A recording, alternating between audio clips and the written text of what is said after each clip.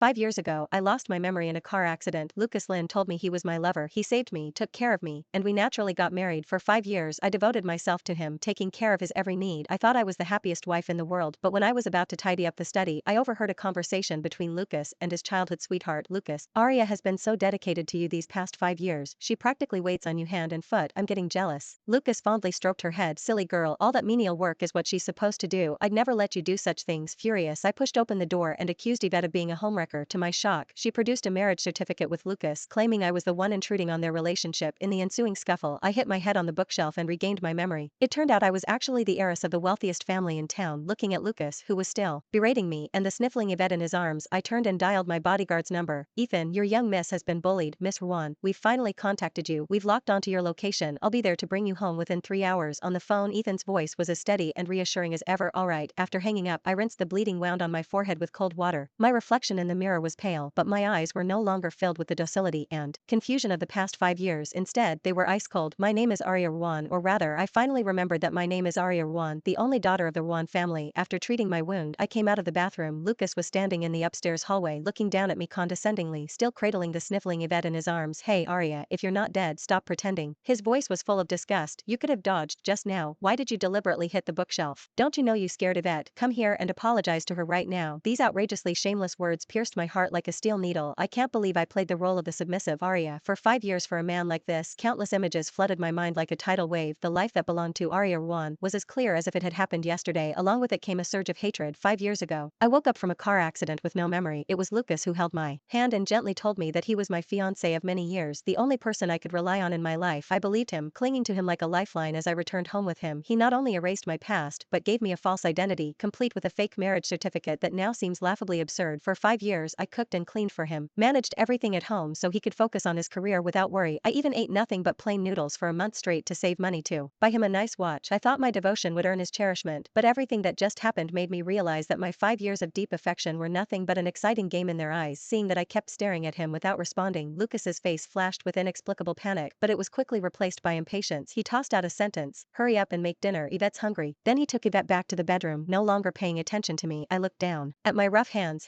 that should have been playing the piano and painting oil paintings, now covered with calluses and small wounds. With a cold laugh, I returned to my room and locked the door. The time displayed on my phone screen showed 2 hours and 15 minutes left until the 3-hour deadline. Alright, I'll play along with you a little longer. Lucas and Yvette came out of the bedroom to find an empty dining room and a cold stove. Their faces instantly darkened. Arya, where the hell are you? Where's dinner? He angrily kicked open my door. I'm tired. I don't feel like cooking, I said. Lucas looked as if he had heard the biggest joke in the world. You're tired? What could a woman who stays at home all day be tired from? Get your ass to the kitchen and make dinner. Oh, I raised an eyebrow. Why don't you let your legal wife cook? After all, I'm just a crazy woman who stole her nest, aren't I? I threw Yvette's words back at them. Lucas's face alternated between shades of green and white. He probably never expected that I, who had always obeyed his every word, would suddenly become so sharp-tongued. Yvette crossed her arms and emerged from behind him, her voice dripping with sarcasm. Lucas, darling, look at her attitude. What's the big deal about asking her to cook? It's like we owe her something. I think you've spoiled her rotten these past 5 years. She turned to me, chin held high. Arya, I suggest you remember your place. You eat our food, live in our house, isn't doing some housework only right? Don't be so ungrateful. I laughed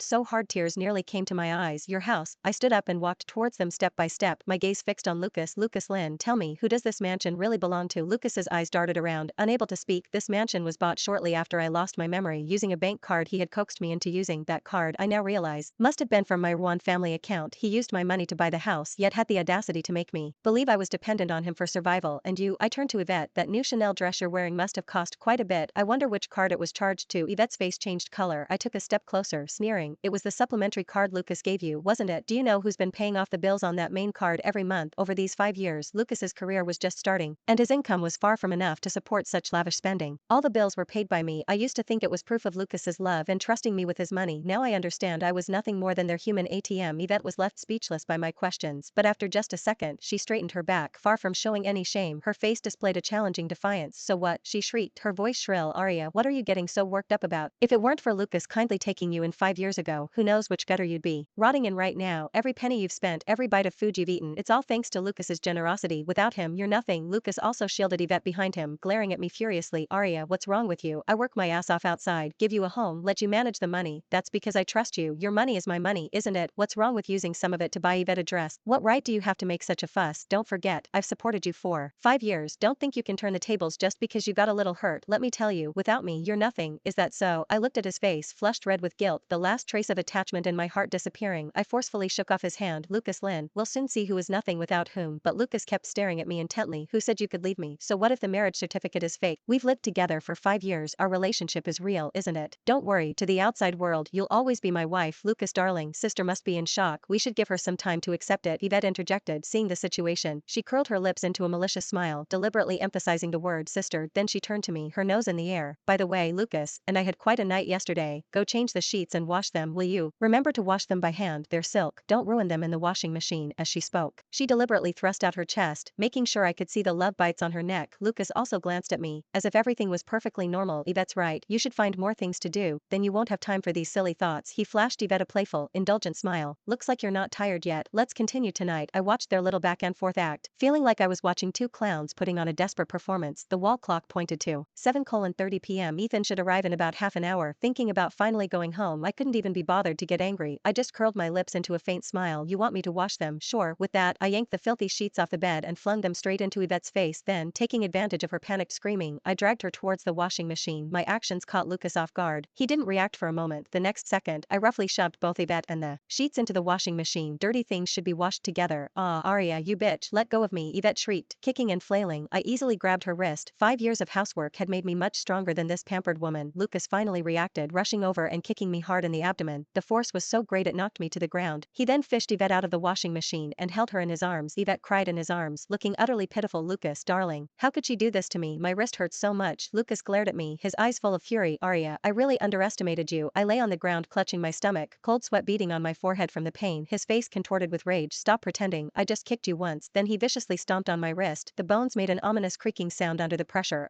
The excruciating pain made me cry out involuntarily. Lucas leaned down, his eyes as sharp as knives. Apologize to Yvette right now. Say you were wrong, otherwise I'll cripple this hand of yours. Toda.